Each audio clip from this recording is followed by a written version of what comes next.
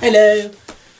Today we're doing another fundraiser video where I'm going to try and tell some jokes, and hopefully that'll be a good enough reason, although we're going to add some more later on, to, put something in. We're collecting for CAFOD today. Link is in the description below. Hello! And so, because, we've got to think of some jokes. But, kind of like, trying to think of some jokes. They develop. It's kind of like what that Charles Darwin bloke came up with. I mean, it's, hadn't got his theory all patterned out, but, it was evolving. Yeah. Or, of course, that time, we all heard about when Sir Isaac Newton was sitting under a tree and supposedly an apple fell on his head and he realised the gravity of the situation.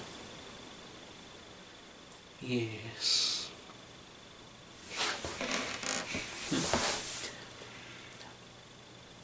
And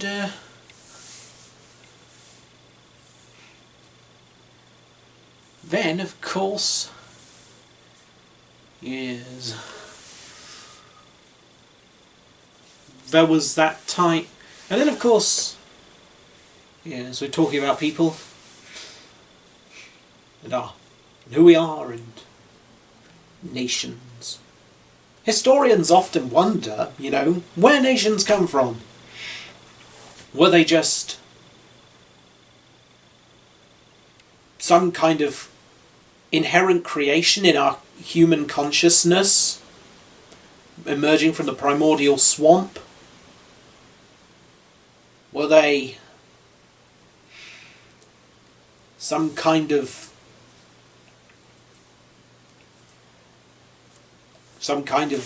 invention by a higher elite? Are they just a non-existent thing created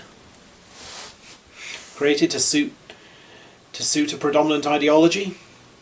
Were they built from the ground up? I mean, the Dutch are a bit different there, given that they had to build the ground up. Yeah. Yes. And, and supposedly, when Kaiser Wilhelm II asked the 250,000 Swiss militia what they'd do if 500,000 German soldiers invaded their country, their response was, shoot twice and go home. Yeah. Well, nice to have a Swiss response. Nah. That wasn't a very good one, I'm afraid. But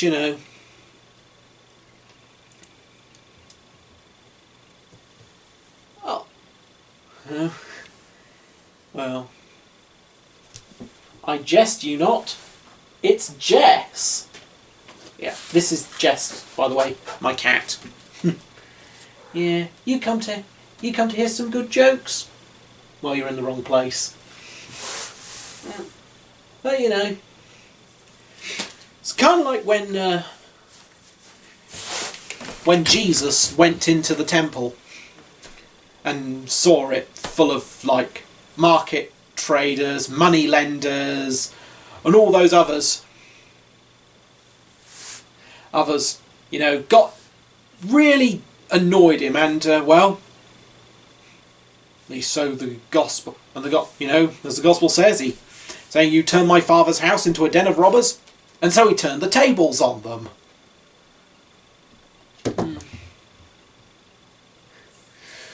I guess that wasn't a very good joke either. But, well, yes, jokes. Because, well, thing is, some people tell good jokes. Others tell bad jokes, like me.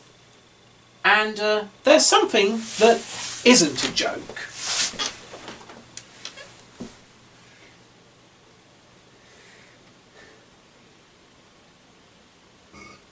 Pardon me? And that's climate change. So, let's see something. A data mesmo eu não me recordo, hoje não me recordo, mas foi pelo mês de setembro, agosto, setembro. Esse período de fogo foi a época que os fogos sempre atingem aí.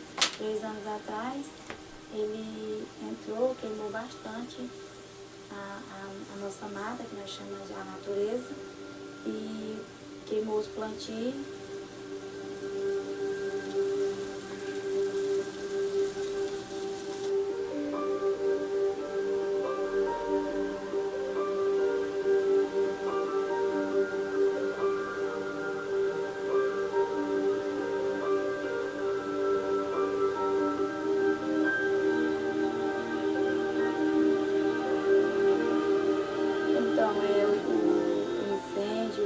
De outra área, de outra região. Ele não passa só um dia, 2, passa aqui no meu lote, ele passou quase uma semana queimando a mata, queimando o sítio, mas a gente espera que não vai acontecer mais que nem aconteceu 3 anos atrás.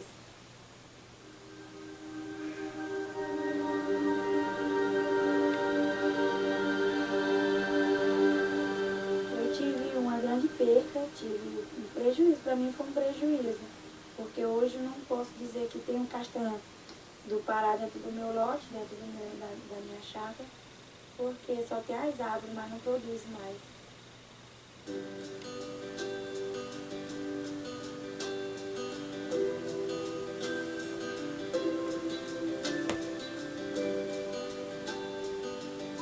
E aí, esse ano, já estamos trabalhando na mesma área novamente.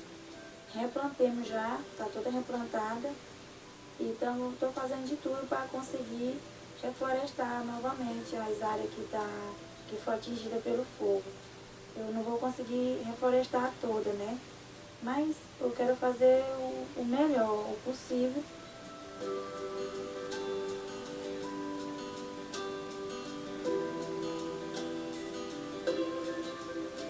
Então tem ensinado muito, incentivado também a gente não desistir, porque chega um momento que a gente dá vontade de desistir, porque é muita luta, muito sofrimento, mas então através da CPT eles dão muita força pra gente. Então através deles que eu tenho tido a força de estar aqui, continuado. Que não só aqui onde nós bebemos, que as pessoas venham preservar, mas sim no mundo todo, né? Que venha ter essa preservação da natureza, do meio ambiente, é muito bom. Então que a gente venha ter mais cuidado, venha ter mais amor pela natureza, pela Amazônia.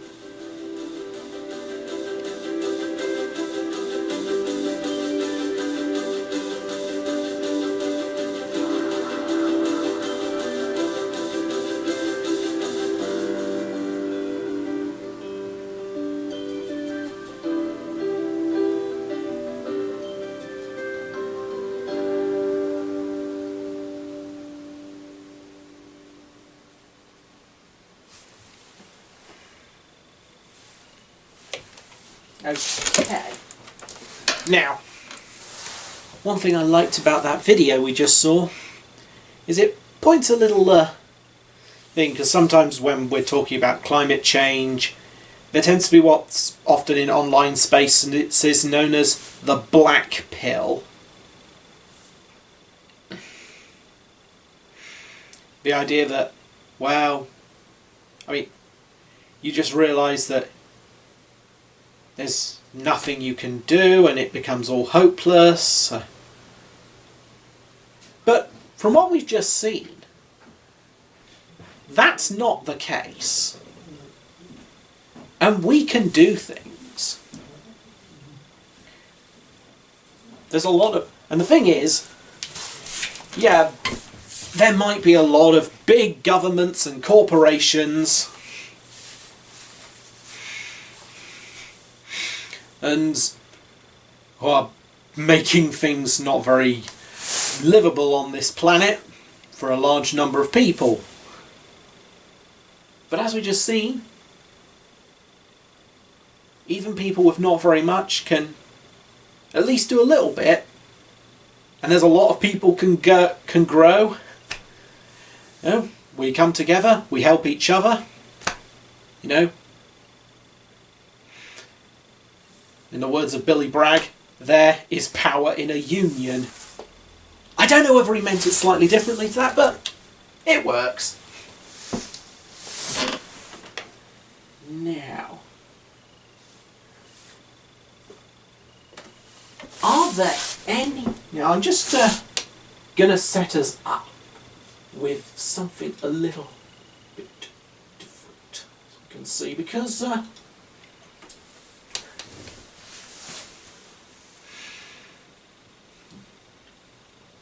Hey, but let's try and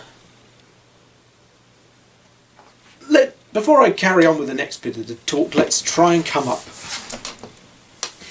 with some more jokes. I mean, perhaps I shouldn't, but you know, as they say,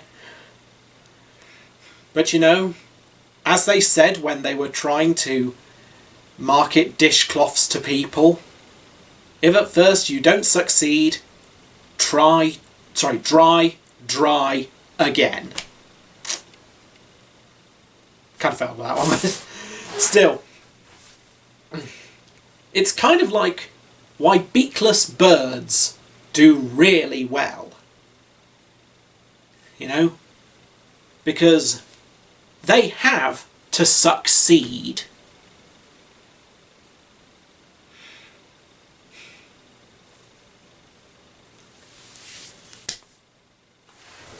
And now,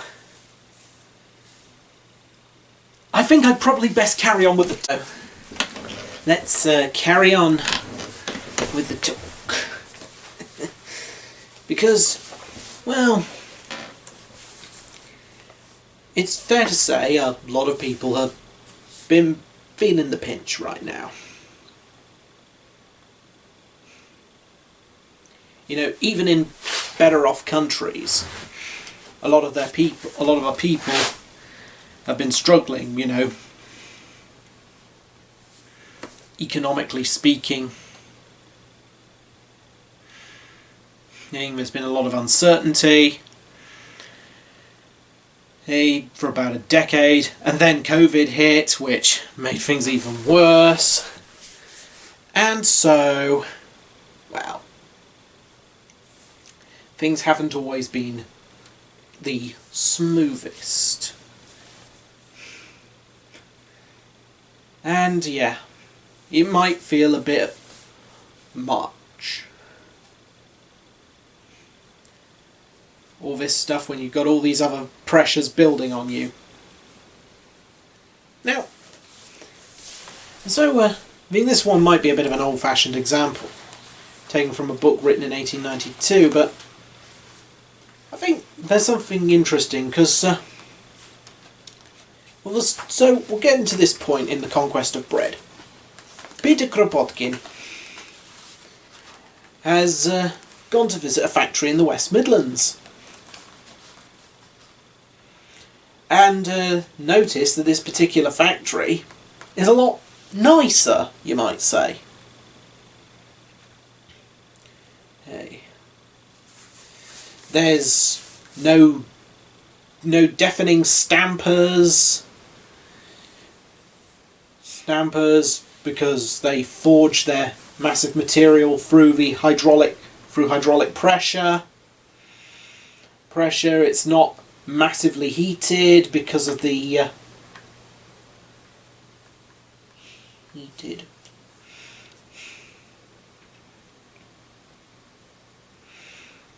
heated and or really, really noisy. In fact, as he says, no more noise than is needed to cut cheese. And he asked the engineer who showed him around how they managed to do that, or why they chose to have this sort of nice, this better working environment. And he says, a question of mere economy. This machine, the hydraulic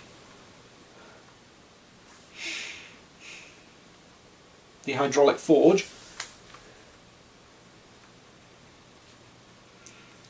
that is, has been in use for 42 years.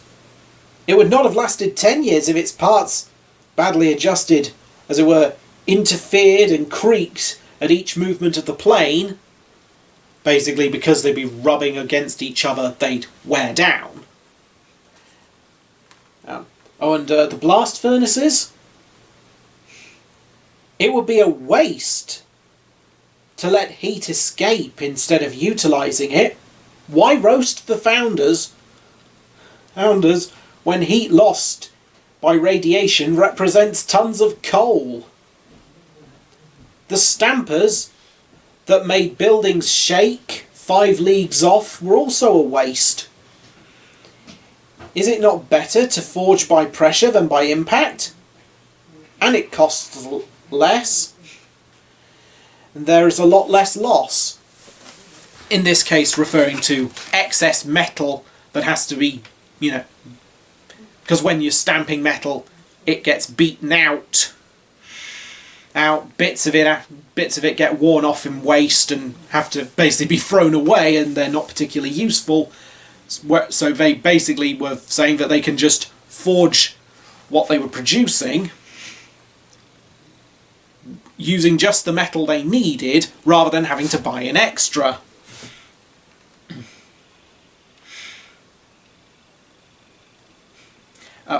Extra. In these works, light, cleanliness, the space allotted to each bench are all but a simple question of economy. Work is better done when you can see what you do and have elbow room. Yes. Basically, they decided that they had better product. Now, you might be wondering, that's all very well in the age of industry. What about a modern business?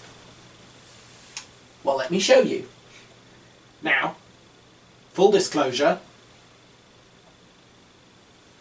this is my business. My website. And here is my catalogue. Now, I'm not going to pretend that this was created like it was purely out of a Live Simply agenda. That wouldn't be true. It was a question of economy. If I'm not doing a mass print order, I don't have to pay the costs of paper. I upload one file to this website, and it can be sold via download an infinite number of times. One product costs me as much as 1,000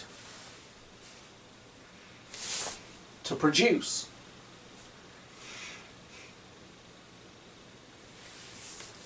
But I don't have to worry about securing a print run. I mean, yes, occasionally there might be a special order, but in the main, the way that the products here are bought, they are downloaded. I do not need to forge a disc or have a disc forged to put this song on. This book does not require paper. No lorry is needed to transport them to the customer, or boat or aircraft, since they are transmitted digitally via download, it saves me money, because each of those things I would have to pay for or put into the cost of sale. But it also means that no paper is produced, and of course paper usually comes from trees.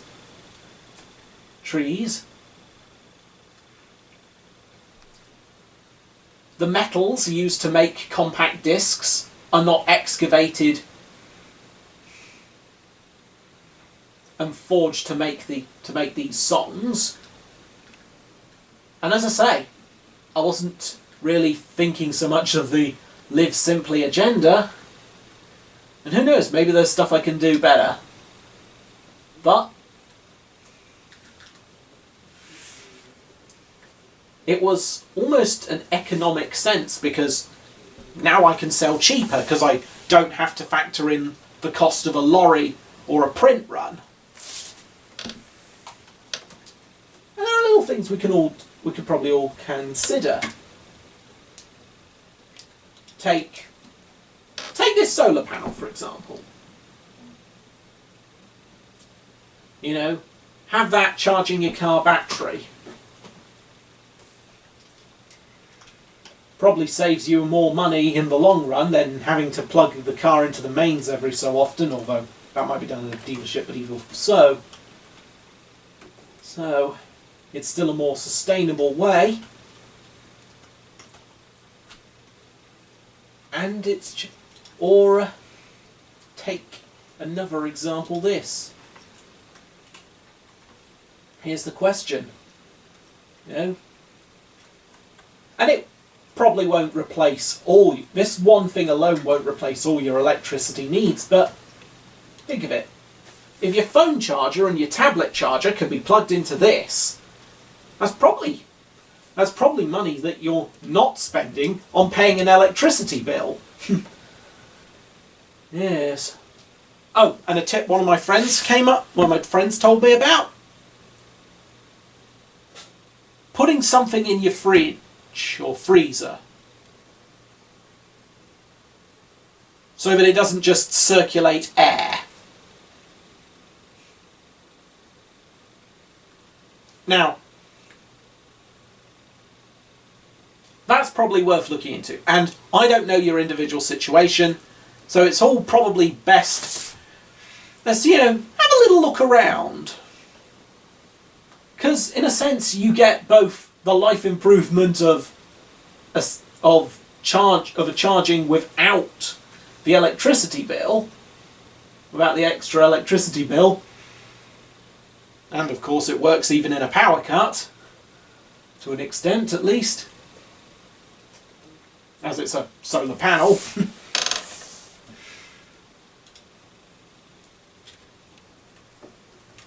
And it's more eco-friendly, as it were. You know, these little things. Now, thank you for, well, being here, and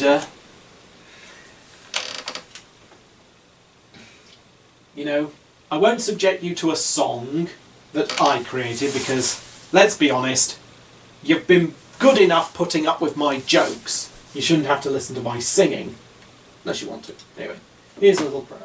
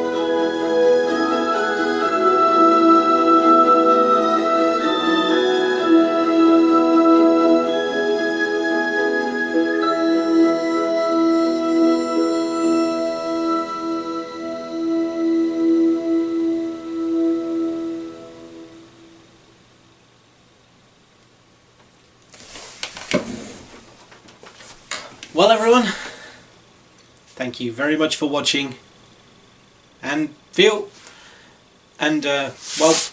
please donate if you can, and there's also a climate petition in the description below. You know, if perhaps it's a bit tight at the moment, understood. Hope you're all having a very lovely day, and it was lovely having you here.